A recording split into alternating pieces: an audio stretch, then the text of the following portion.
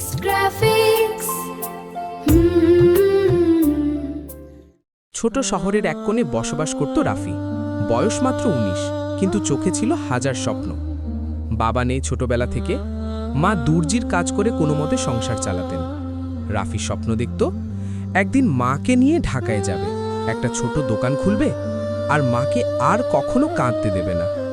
প্রতিদিন সকালে কলেজে যাওয়ার আগে সে মায়ের কপালে চুমু দিয়ে বলতো, মা, একদিন তুমি গর্বিত করবে তোমার রাফিকে নিয়ে। মা শুধু মুচকি হেসে বলতেন, তুই থাকলেই আমি গর্বিত রে বাবা। একদিন রাফি কলেজ থেকে ফেরার পথে এক সড়ক দুর্ঘটনায় পড়ে। এক মুহূর্তেই সব স্বপ্ন থেমে যায়। খবরটা যখন মায়ের কানে পৌঁছায় তখন রাত।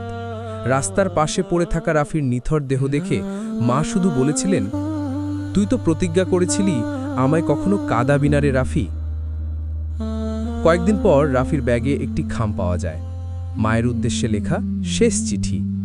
চিঠিটায় লেখা ছিল, মা, আমি যদি কখনো তোমার আগে চলে যাই, কাঁদো না। আমার স্বপ্নগুলো কেউ যেন বন্ধ না করে। আমার বইগুলো দিয়ে দিও এমন ছেলেদের যারা টাকার অভাবে পড়তে পারে না। আমার ঘড়িটা তুমি রাখো, যেটা দেখে আমি সব সময় মতো যেতাম, কারণ আমি সময়কে মূল্য দিতে শিখেছি তোমার কাছ থেকে।